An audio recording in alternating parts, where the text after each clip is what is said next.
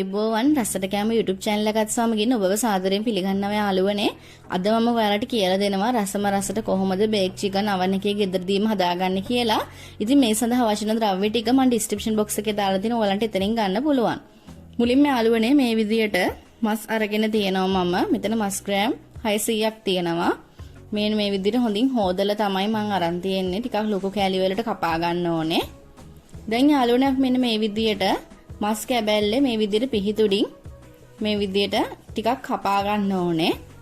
වෙන වෙනම කපන්නේ නැහැ. මේ විදියට ඔක්කොම මම කැපුවා. දැන් ඊළඟට ඉඟුරු සුදු ලුණු ටිකක් අපිට අවශ්‍ය වෙනවා. ඒකටම මම හීනෙට කපාගත්තු ලුණු කෑල්ලකුත් එකතු කරගත්තා. ඊළඟට බටර් අවශ්‍ය වෙනවා. බටර් මේස හැඳි 3ක වගේ ප්‍රමාණයක් අවශ්‍ය වෙනවා. ඊළඟට කහ කුඩු ටිකක්, මිරිස් කුඩු තේ හැන්දක්, ඒ වගේම 3-5 කුඩු තේ හැඳි භාගයක්, ගම්බිරිස් කුඩු තේ හැඳි එකක්,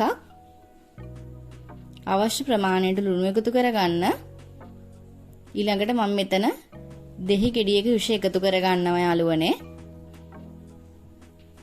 මේ විදිහට මම දැන් ඇට ටික ඉවත් කරගන්නවා.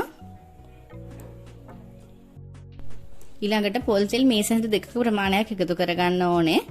ඉතින් අපි මේකට බටර් එකතු කරගත්ත හින්දා ගොඩක් පොල් තෙල් දාන්න යන්නේ නැහැ. ඊළඟට විනාගිරි තේ හැන්දක ප්‍රමාණයක් එකතු කරගන්නවා. දැන් තියෙන්නේ යාළුවනේ මේ ටික හොඳින් මිශ්‍රණය කරගන්න. මම මේ විදිහට අතින් මේ ඔක්කොම ටික හොඳින් පොඩි කරගන්නවා. ඉතින් ඔයගොල්ලෝ ලුණු කපද්දි ටිකක් හොඳට පොඩියට කපා ගන්න, ඉඟුරු සුදු ලුණු තලලා ගන්න. මේ විදිහට දැන් මම හොඳින් පේස්ට් එක අනාගෙන තමයි තියෙන්නේ. ඊළඟට තියෙන්නේ අපිට අපි කපාගත්තු මස් කෑල්ලට මේ විදියට හදාගත්තු පේස්ට් එක ගා ගන්න. මේ විදියට හොඳින් ගා ගන්න ඕනේ. දැන් අපි කපාගත්තු තැන් වලට එහෙම හොඳට ඇතුළට යන විදියට අපි මේ පේස්ට් එක දා ගන්න ඕනේ. මෙන්න මේ විදියට මම දා ගන්නවා. ඉතින් යාළුවනේ අපේ වීඩියෝ හොඳයි නම් අනිවාර්යෙන් අපිව subscribe කරන්න අමතක කරන්න එපා. මේ විදියට හැම එකකම මේ විදියට ගා ගන්නවා. ඉතින් යාළුවනේ මේ වීඩියෝ එක හොඳයි නම් අනිවාර්යෙන් මේ වීඩියෝ එකට like එකක් දාන්න, යාළුවෝ අතර share කරන්න. ඔයාලගේ අදහස් comment එකකින් අපිට කියන්නත් අමතක කරන්න එපා. මෙන්න මේ විදියට යාළුවනේ හොඳට ගා ගන්න ඕනේ. දැන් මේ තියෙන යාළුවනේ මේ විදිහට හදාගත්තු මස් ටික මේක ෆ්‍රිජ් එකේ පැයක වගේ ප්‍රමාණයක් තියන්න ඕනේ. දැන් යාළුවනේ මම පැයකට පස්සේ තමයි මේ විදිහට බේකින් ට්‍රේ එකකට තෙල් ටිකක් ගාලා මේ විදිහට චිකන් ටික තියාගන්නේ.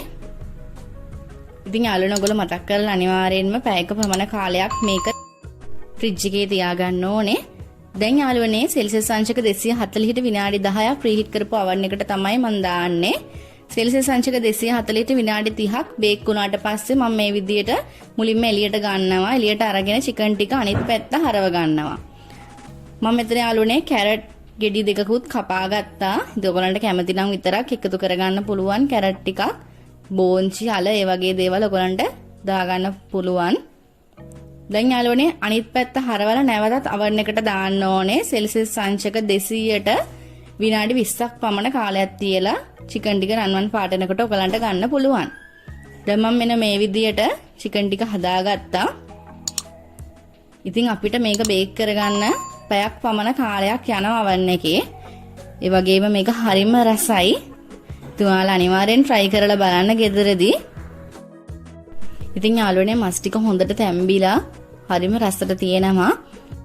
ඔයාලත් අනිවාර්යයෙන්ම මේ විදිහට හදලා රස අපිට කියන්නත් අමතක කරන්න එපා. අදට අපි ගිහලා එන්නම්. ඔබට සුබ දවසක්.